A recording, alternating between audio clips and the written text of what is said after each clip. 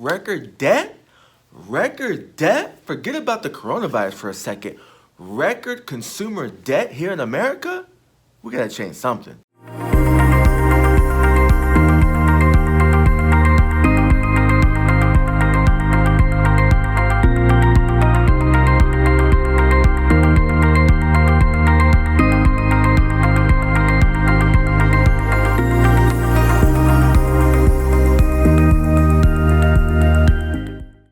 Hey guys, this is Adam, and I'm the founder and CEO of Uprise Real Estate Partners. So guys, we gotta fix something, okay? I just saw a headline that says U.S. households had record debt, okay? U.S. households had record debt when the coronavirus hit, and things are likely to get worse. Record debt? Record debt? Hold up. Forget about the coronavirus for a second. We had record debt up to the month of March and April for corporations, and we had record amounts of debt for households and for families. Okay? Now, guys, let me tell you the problem with that. The problem with that is, we didn't just come out of a recession. Okay? I hope I'm wrong, but my beliefs and my mentors' beliefs that we're going into a recession, but we didn't just come out of a recession. We came out of prosperous times. We came out of the highest gains and the highest points that the stock market has seen. We've seen some of the highest and best returns and prices in real estate. We just came out of prosperous times, yet we still have record amounts of debt.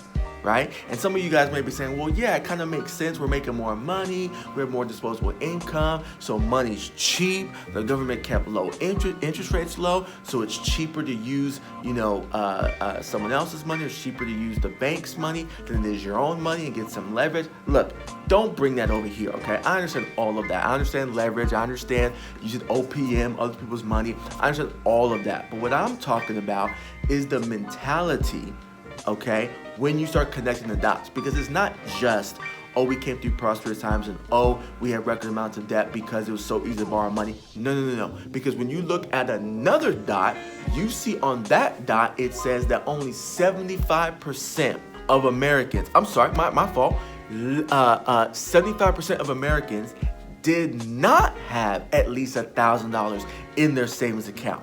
75% of Americans did not even have $1,000 in their checking account. So don't tell me we have money and it's prosperous times, but we're just borrowing money because it's easy. No, what it says is we're just spending money. We're just being consumers, and we're not preparing ourselves for wealth, or we're not preparing ourselves to be financially strong, financially independent, financially wealthy.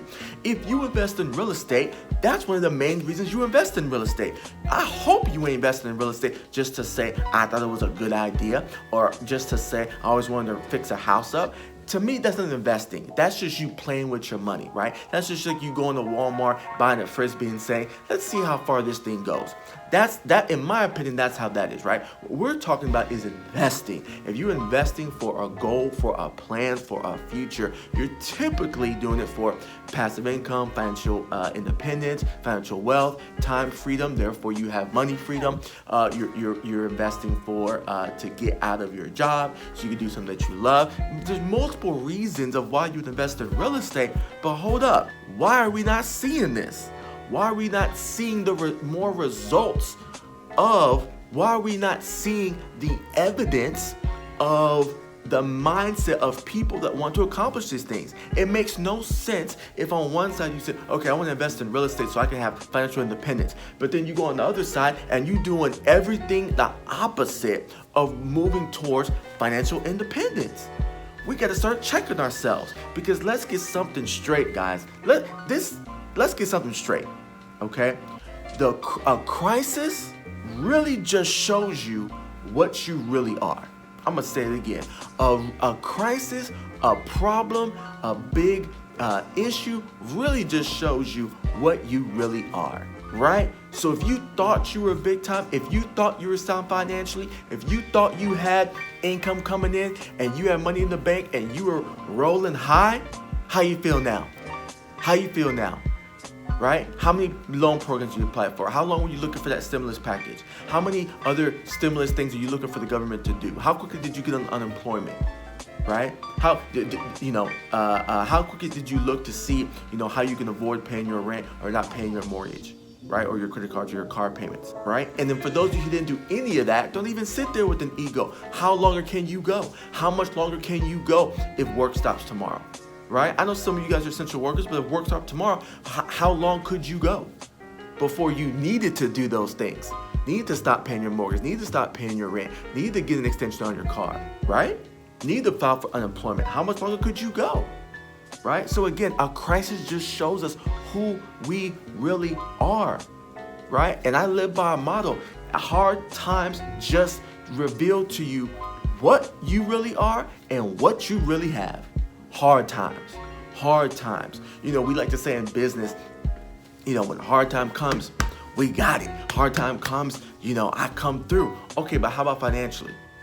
Right? You husbands out there, hard times come. Are you still solid for your family financially? Are you still making sure your family is solid? Are you still making business owners? Are you still making sure your business is solid financially to weather some storms? Right?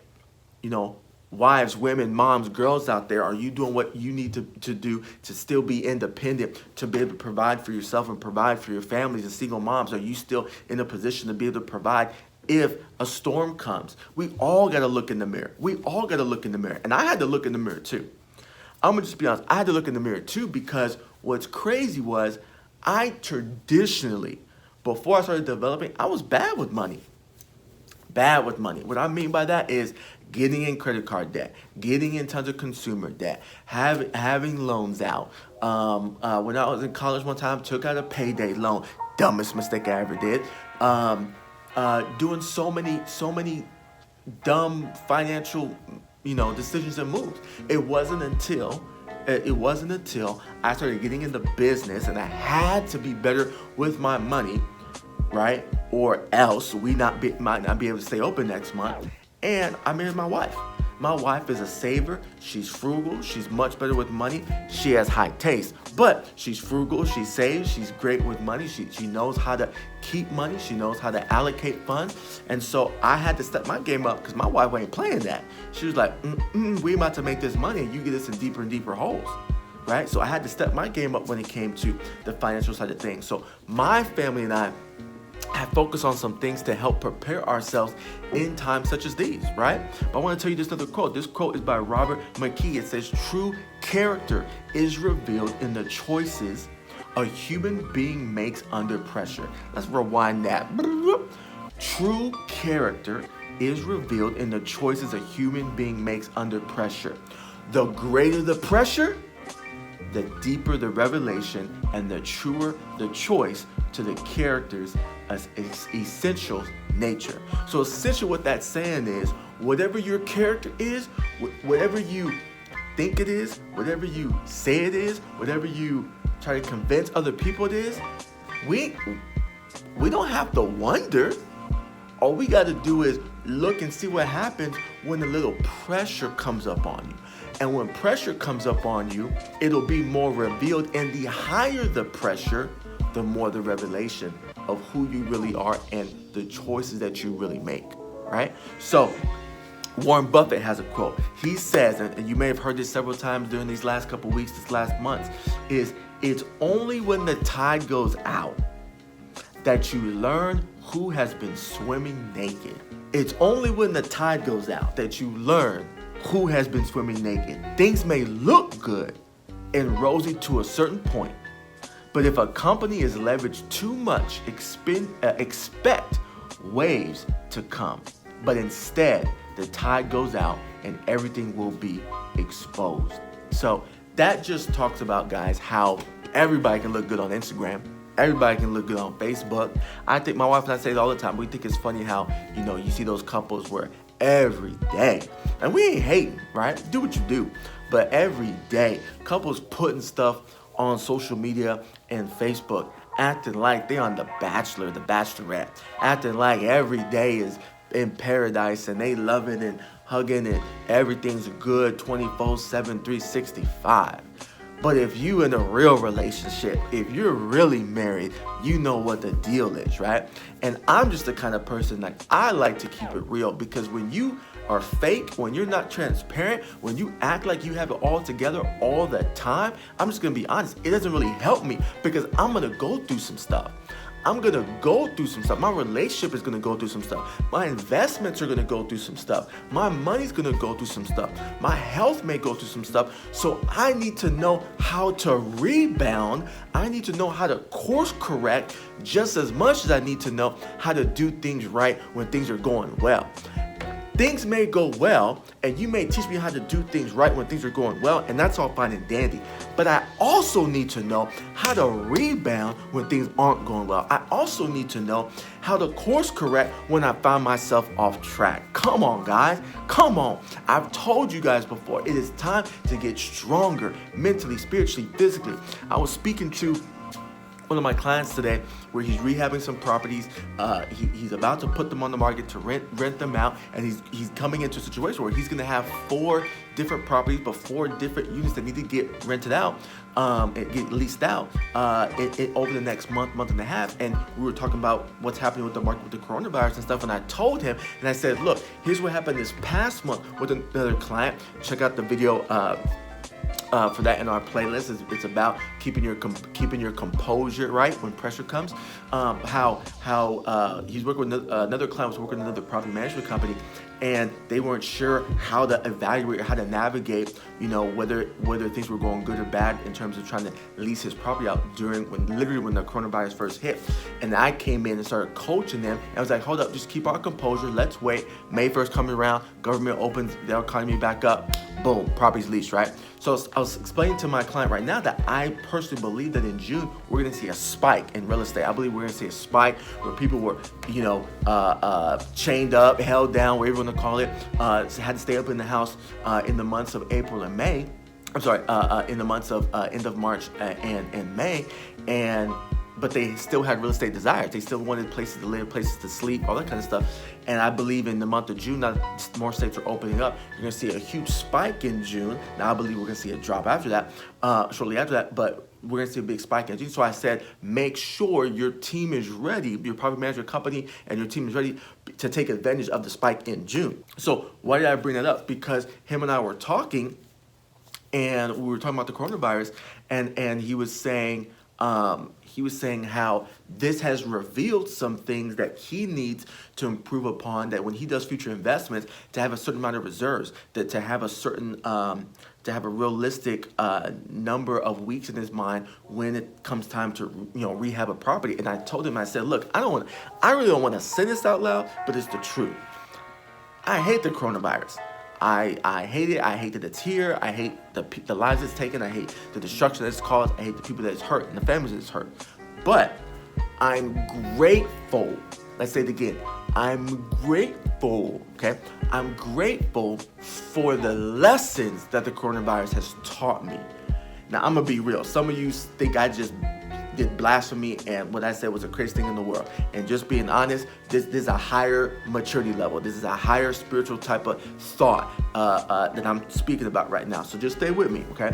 I said I'm grateful for the lessons that the coronavirus has brought to me in this time. Because let's keep it real. Again, let's look at what it says. It's one of the things says, true character is revealed in the choices a human being makes under pressure. The greater the pressure, the more revelation you have of what really is. Okay? So, if you think you got a good squad, you say you in the NBA, you in the NFL, you think you got a good team. You say we won some games, we do some stuff, our air attack is good, our defense is good, our three-point shooting is good, and you think you got a good team. Well, you want to know how you test whether you have a good team or not? You get your butt into the playoffs and you play against some teams that are going to put some real pressure on you, and then you see how your team does. And you judge the ability and you judge the quality of your team by the pressure of the playoffs and the competitions of the playoffs. The more you play non-playoff caliber teams, or if it's just a regular season, you know a little bit, but You find out a whole lot more once you get into the playoffs and you start getting pressure from better teams and better competition. So in the same way with real estate, as we look at our business, as we look at our team, every single service, everything that we do, from project manager to brokerage services to selling listings to consulting investors to helping traditional buyers and helping traditional sellers, everything that we do, our internal communication, our internal process, our internal systems, every single thing that we do, the coronavirus has impacted one way or another, good or bad, right? And it's allowed, what I call it, the world has gone through a shaking. And what's crazy about when you go through a shaking is you see what stays up and you see what falls down to the ground. You see what's stable and built on a solid foundation, and you see what comes crumbling down like the three little pigs and the big bad wolf. Just being honest with you. So thankfully at Uprise Real Estate Partners, all of our services, all of the things that we provide have withstood the shaking to this point, right? We withstood the shaking. Why? Because we were built for this. We planned of going into recession at some point. We planned for the coming recession, so we were built for this, right? But we still had some areas, some departments, some systems, some processes, some communication, some people that we realized you shaking a little too much. That's shaking a little too much.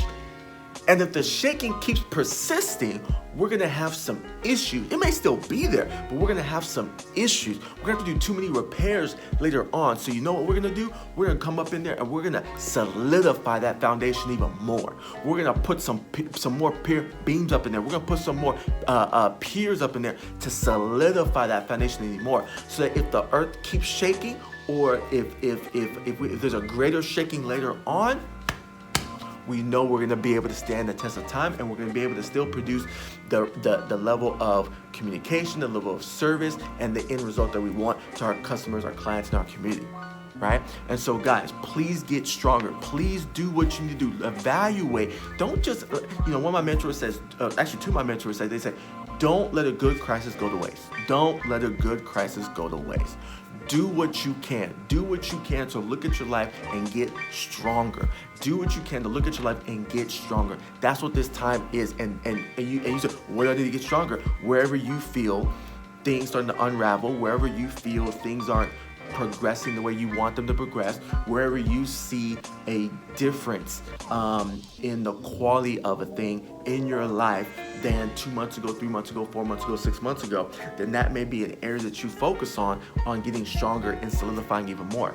And so where do we go from here? So I got 3 pieces of advice in terms of where we go from here, from, again, that beginning news of that corporations and consumers had record amounts of debt before the coronavirus. And now you're seeing, damn, I didn't know Neiman Marcus wasn't doing that well financially. Now you know. You might be like, I didn't know J. Crew was not doing that well financially. Now you know. Right? Now you know. Now you know. The tide had, like Warren Buffett said, the tide has gone down. Now you see who's been swimming naked.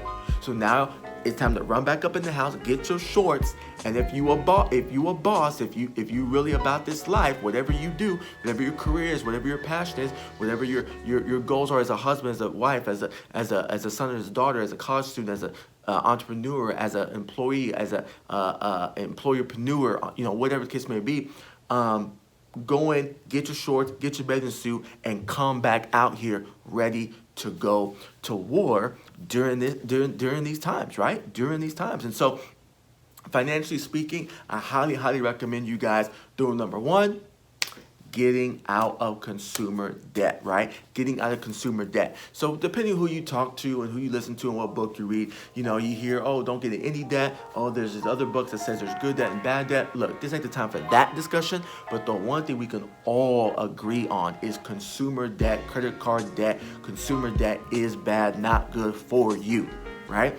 And so get out of consumer debt. So there's tons and tons of people and resources that can help you get on a path to get out of debt. Reach out to us.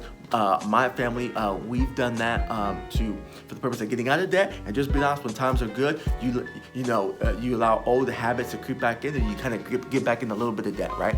And so thankfully, we're squashing all of that, all our consumer debt.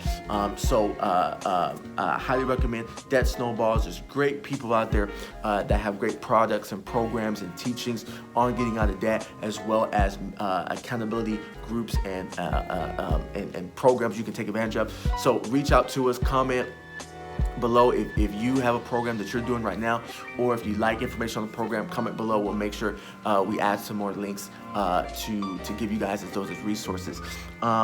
Save reserves. I think there was a statistic that said 95 or 96% of Americans did not have an emergency fund. They didn't have reserves. And you gonna wait for your unemployment when the government's taking, like, depending on your state, anywhere from 4 to 16 weeks to process unemployment? Don't be in that position again. You said, well, I had to do it this time, Adam. Okay, but you ain't got to go there again. You don't have to be there again, right? So get your reserves. Build up your reserves. I'm going to be honest. I've heard about reserves plenty of time. Years ago, I heard about reserves. Never did it. Just being honest. Made excuses why I couldn't get reserves. I got other things I need to allocate my money towards other things. I got to pay bills. I got to take care of the family. I got to take care of the business. I got to take care of employees. I always made excuses of why not to have consistent reserves in my companies, in my business. And thank the Lord, after just being persistent with it, we're able to withstand this storm because we have reserves, both business and personal as well. So definitely look into that. If you guys want any books that go into how to set up and have good reserves for your business and for personal, again, feel free to comment below, and we'll make sure we get you guys some links. And then third, finding ways to increase your income. Adam, have you been paying attention? We're in an epidemic right now. I know. But just like I know that, I also know that some of the most millionaires that were created came out of the Great Depression. I also know that most of the companies that are killing the game in the stock market right now had their biggest gains, got their market share the most out of the last Great Recession, about 9-10 years ago, right? That's what I know, right? So what I'm saying is, get out of consumer debt, build up your reserves. Yes, even in the time where build up your reserves. Don't wait till we're out of this, right? Build up your reserves, so any money you get, whether it's unemployment, whether it's work check, whether it's stimulus money, put some of that money away for reserves. And then 3, find ways to increase your income, whether that's getting Domino's, whether that's getting a night job, whether that's making stuff and selling it online, whether that's finding ways to invest, take advantage of the markets right now, and increasing your investments, increasing your money.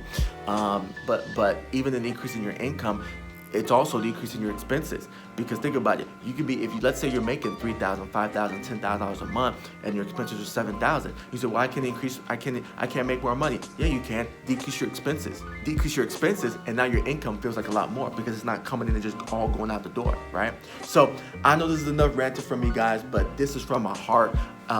We got to get serious. If we came out of the most prosperous time in our nation and we still came out of it in record amounts of debt, what does that mean for us moving forward? How are we going to weather the storms moving forward, right? And would we need everything that's going on, and would everything be as bad if we all were better prepared for it?